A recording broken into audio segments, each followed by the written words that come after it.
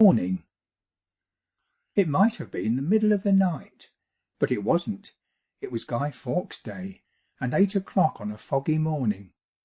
The London square was more than usually hushed and mournful, except for a warning call or whistle as a van cautiously lumbered along, or blundered onto the pavement. The nursery fire did its best to look cheerful. The lights were all on, too, showing up the bright pictures on the walls, and the bright faces of the 3 children who were chattering gaily at the breakfast table. And they all looked so smart. Alec and Frank in their best suits, and tiny Molly wore her prettiest white frock and her coral necklace, just as if she were going to a party. They soon scrambled off their chairs, and Molly, standing on tiptoe, seized hold of a bunch of lilies tied up with ribbon that was on the side table, and each of her brothers eagerly possessed himself of a neat brown paper parcel. It was Father's birthday. The occasion was always kept as a holiday, and the children were waiting for his call to summon them to his dressing room. "I think he must be 50," remarked Alec. "I think he's 15," said their little sister. She spoke in a tone of conviction, accompanied by a toss of her short curls. "Don't be silly, Mollykins," replied the boys with a laugh. But she said she was sure she was right. "Hello, kidlets! Come along down!" came the shout of a manly voice. There was a stampede, and a race as to who should get there first. Molly arrived a bad third, but it was she who was first for him, for he went towards her and picked her up. She put her free arm around his neck, but instead of making him her little speech, she exclaimed as he kissed her, "Why, Daddy, your chin is full of splinters!" The boys delivered their presents, and were kissed or patted on the head, and thanked, before Molly parted with the flowers which she held so tightly in her little fist. "Your babyship is very kind," said her father, gratefully shaking her by the hand, and, laughing still, he put her down. Then he took her hint, and seriously began to shave. They knew they mustn't talk to him whilst that important function was proceeding, so the 3 stood still, deeply absorbed as they watched the performance that fascinated them with its dangers and its hairbreadth escapes. "Now I can kiss my little Mollykins and she won't complain." He put down the towel, took her up again, and rubbed his smooth cheek against hers. "Daddy, tell me how old you are," she asked, looking into his eyes. "Oh, how can I do that? It's a secret." "Do whisper it," she coaxed. After a moment's hesitation he smilingly whispered something into her ear. "Oh, what a talk of years!" she exclaimed. "What is it?" clamoured Alec.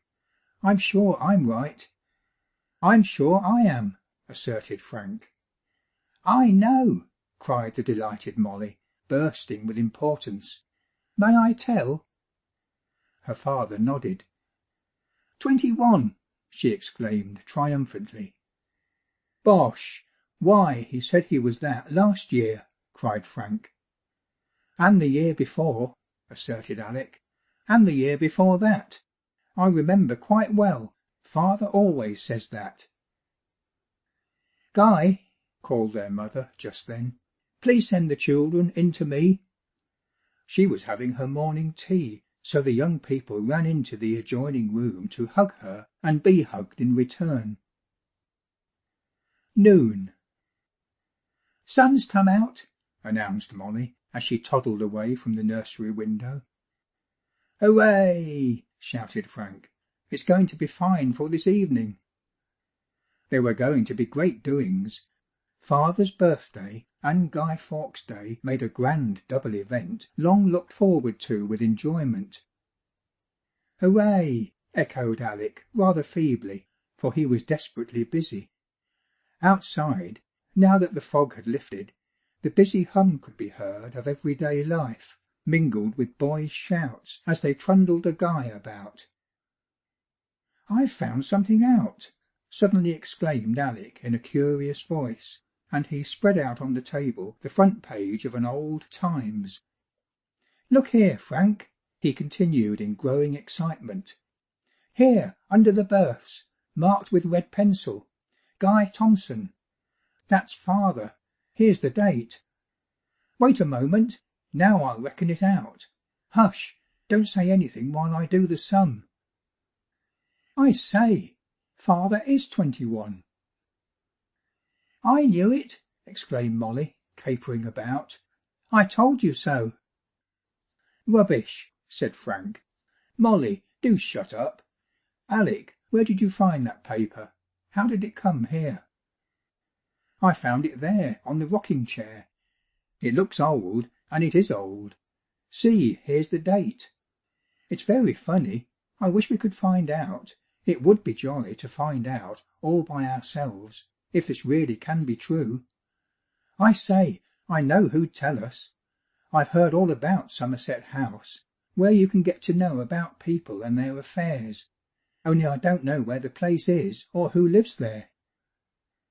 An omnibus will take us anywhere, spoke up Molly. Who's us?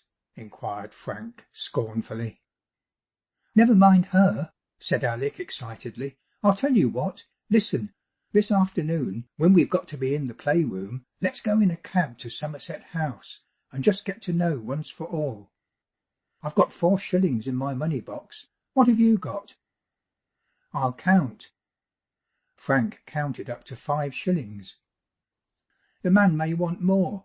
Mollykins, what have you got in your purse? Not 6pence. Well, if you pay your share, we'll take you with us.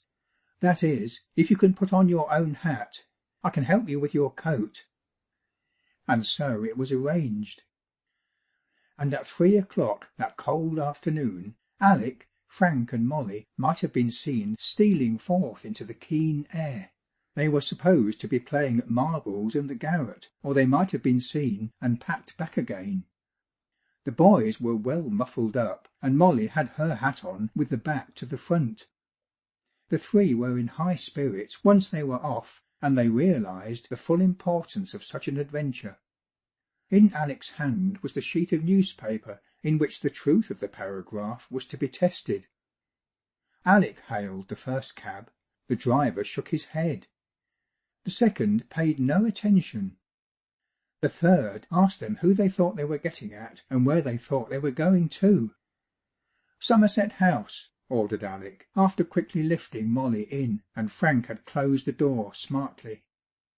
On the way there they behaved much better than they usually did when they drove out. No one fidgeted, no one complained of feeling hungry or thirsty or tired or anything. When they alighted, the cabman was told to wait.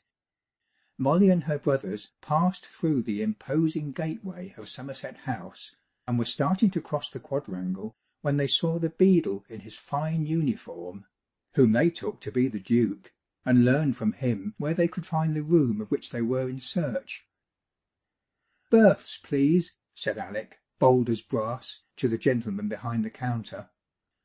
He was leader and spokesman whenever they went shopping, and he was leader and spokesman to-day. Frank never interfered. And Molly had gone stonily shy. "Berths, please," repeated Alec, impatient at being stared at. "What name?" said the gentleman, looking at them amused. "Thompson," replied Alec.